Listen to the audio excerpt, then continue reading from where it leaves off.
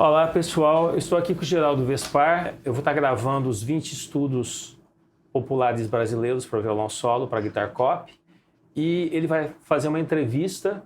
Boa tarde, Geraldo. Eu nasci em Quixadá, Ceará. Meu pai era repentista, farmacêutico, repentista. A minha casa era reduto dos cantadores. Ou seja, meu pai era repentista, cantava. Olha, Cego Aderaldo, Vicente Grangeiro, não sei mais quem, entendeu? Os caras iam lá para casa. Eu via essa moçada toda. Eu tinha 4 para 5 anos, que eu saí do Ceará com 6 anos de idade.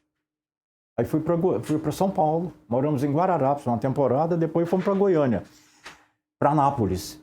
E a primeira apresentação que eu fiz, a primeira vez que eu entrei numa rádio para fazer uma apresentação musical, foi na rádio Carajá de Anápolis. Meu pai tinha feito uma composição e nós fomos lá com o grupo apresentado. Nós tínhamos, dentro de casa, tinha um coral, minha prima, eu, meus irmãos, a gente cantava, o papai era compositor, aquela coisa toda.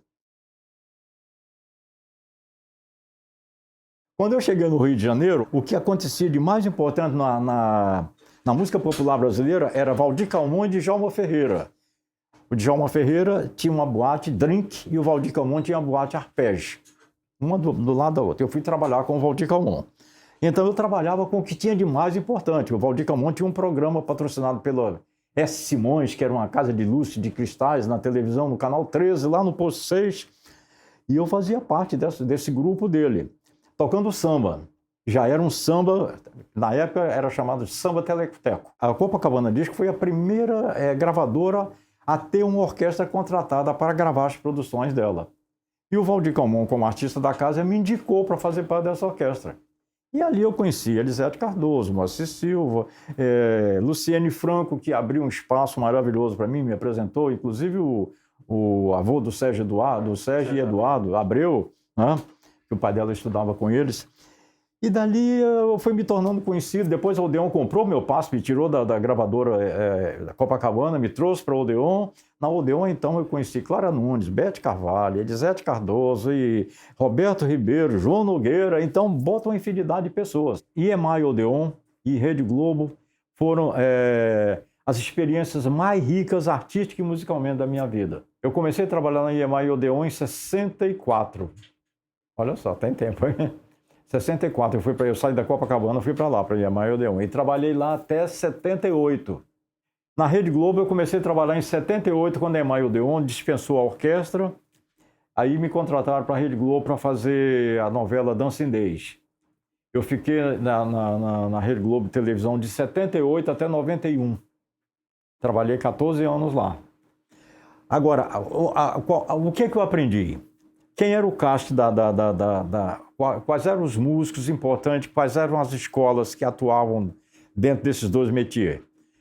Na EMI Odeon eu tinha o Maestro Gaia, Orlando Silveira, Lírio Panicali, Carlos Eduardo, lá de Niterói. Ou seja, além disso trabalhava com Eumir Deodato, que era lá da EMI Odeon, trabalhava com Eumir Deodato, trabalhava com João Teodoro Meirelles, que também faz parte desse grupo, Wagner Tiso, que era do grupo também, o Tio, Laércio de Freitas, Tio no piano, que era um músico maravilhoso. Na Globo, quem era o cast da Globo? O cast da Globo, Alceu Bocchino, Radamés Inátali, Ivan Paulo, Cipó, e mais uma porção de gente importante lá. Então eu convivi com esse pessoal todo e pude extrair, assim, indiretamente, informações e conceitos da música popular brasileira, da música jazzística, do ambiente do universo da televisão, do universo das gravadoras, informações da maior importância que acabou, ou seja, calando dentro de mim e eu extravasando através das minhas produções. Eu fui trabalhar na noite, né? Bader trabalhava na noite também. E eu acabei me tornando regra 3 dos músicos da noite. Valtel Branco, Baden Powell, José Menezes, Neco e outros guitarristas famosos aqui. E esses caras, eles viviam nos estúdios gravando, né? Só que na época é o seguinte, se você passasse o dia inteiro para gravar uma música, você só ganhava uma música. Depois é que eu ajudei a trabalhar isso aí, eu fiz parte disso aí para mudar também. Então, o que acontecia? Quando você tinha uma gravação, era chamado para fazer um jingle ou uma gravação, no caso do Baden.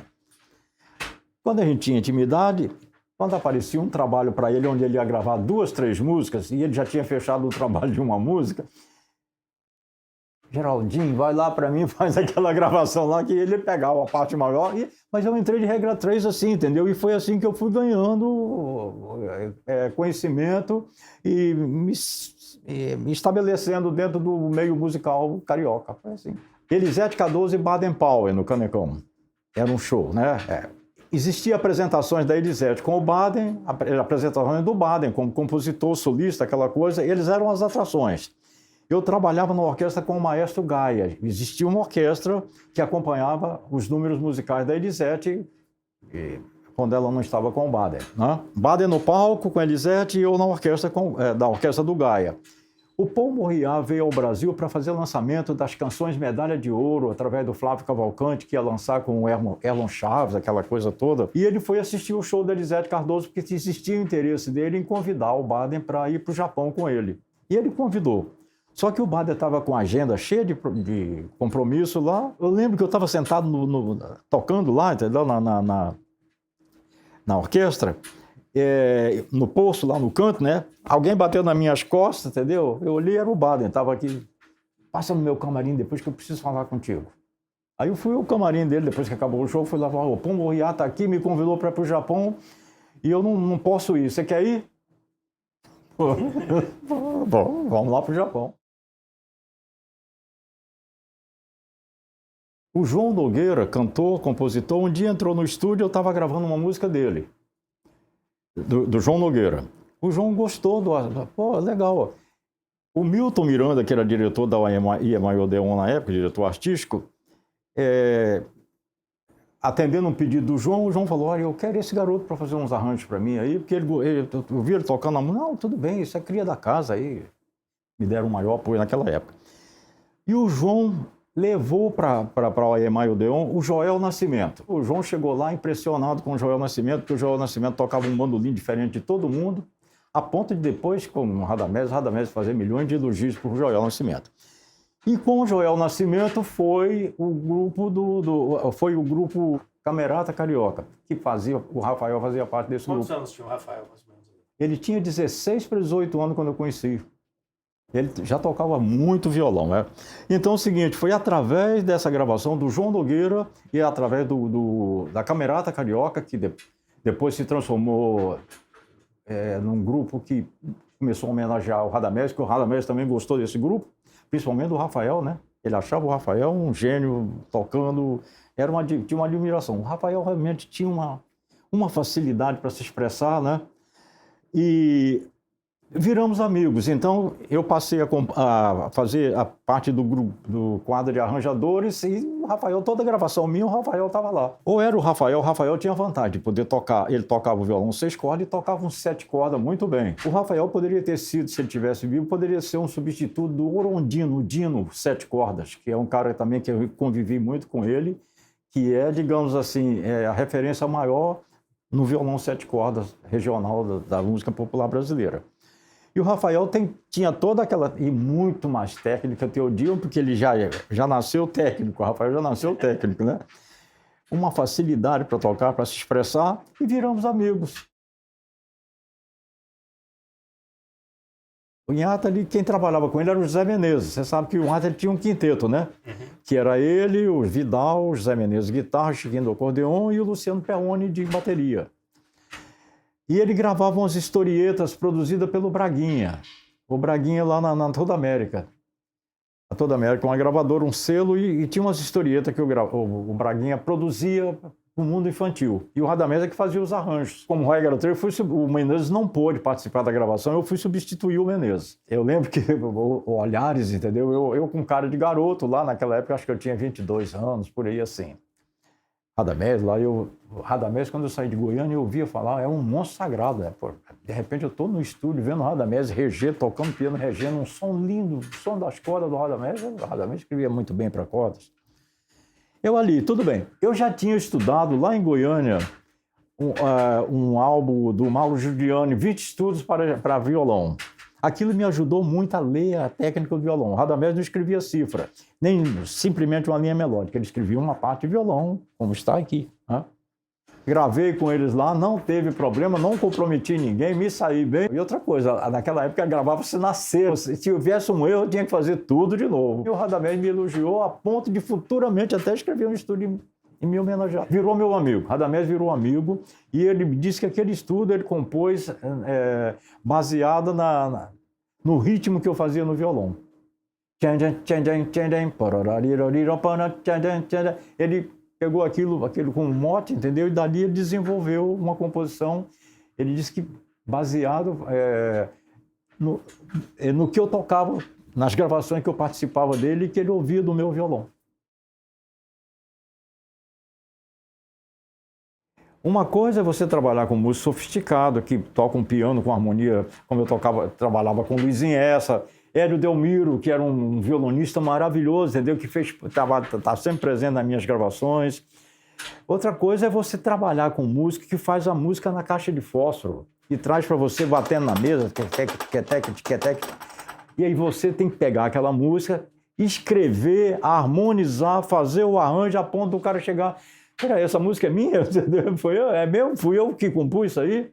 Esse é um trabalho maravilhoso, olha só. E eu tive a oportunidade de fazer isso aí com João Nogueira, com Roberto Ribeiro, com Bete Carvalho, Martinho da Vila, AGP, esse grupo de pessoas, a própria Elisete, né? Elisete Cardoso.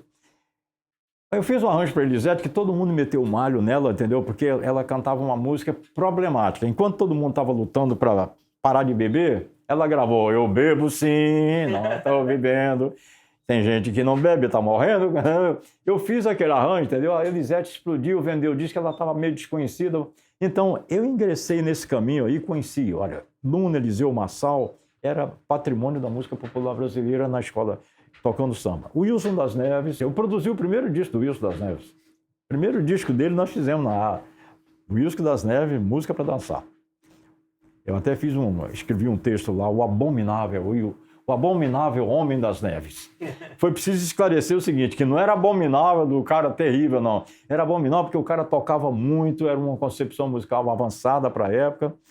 Trabalhamos na noite junto muito tempo também. Outros músicos mais,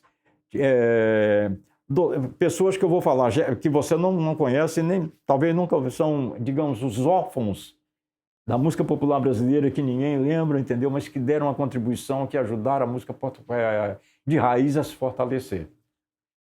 Doutor, Geraldo Babão, Geraldo da Cuíca, Geraldo Bongô, esse pessoal todo, entendeu? Ou seja, conviver com esse pessoal numa linguagem diferente. Então, conviver com esse pessoal todo me abriu um universo imenso de ver como é que os caras criam. Você vê um cara simples como o Zequete. Então, eu aprendi com esses caras. A própria Nara Leão se sentiu atraída. Ela fez o show Opinião com o Zequete e ela mesmo teve tendência a embarcar na música de raiz. Só que o seguinte, eles achavam que iam perder uma referência da Bossa Nova, que o Menesca e Carlos Lira e o pessoal da Bossa Nova fez uma força.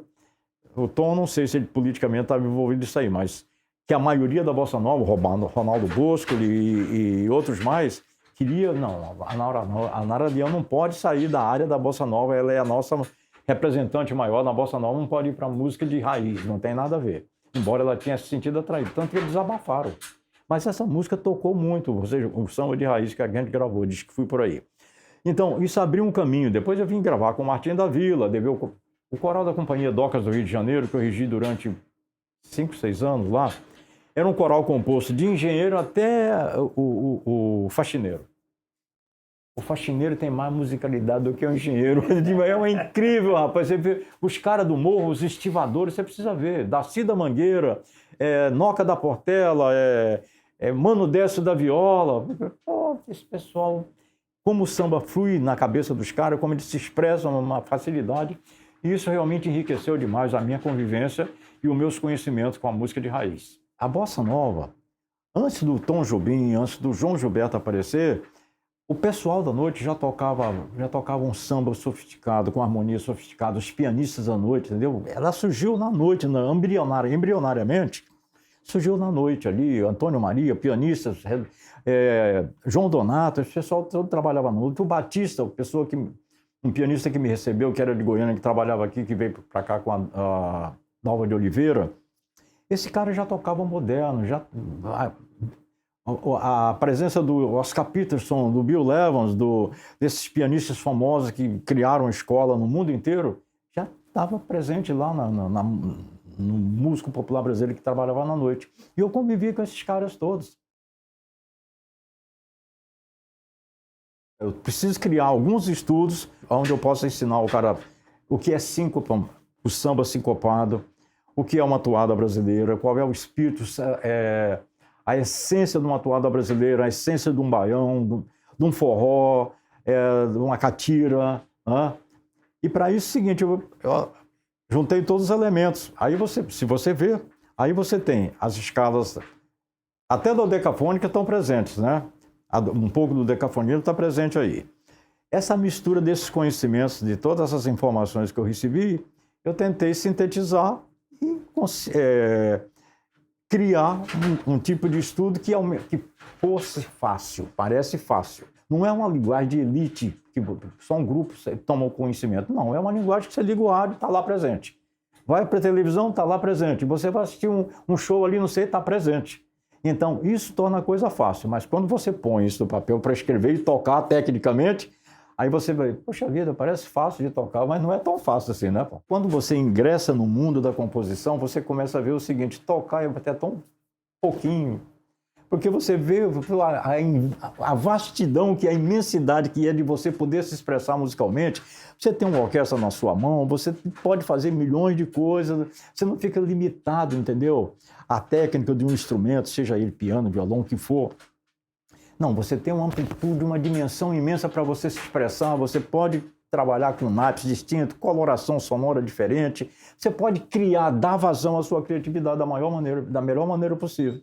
E isso acabou se tornando, eu acabei deixando o violão de lado e ingressei no mundo do arranjo, da produção musical, e surgiram muitas oportunidades e eu fui em frente. E para quem quer música brasileira de qualidade e nova, que não foi tocada, está aqui uma fonte. Geraldo mora no Rio e eu espero que esse disco abra portas para muita pesquisa em cima da obra do Geraldo Vespar. Geraldo, obrigado.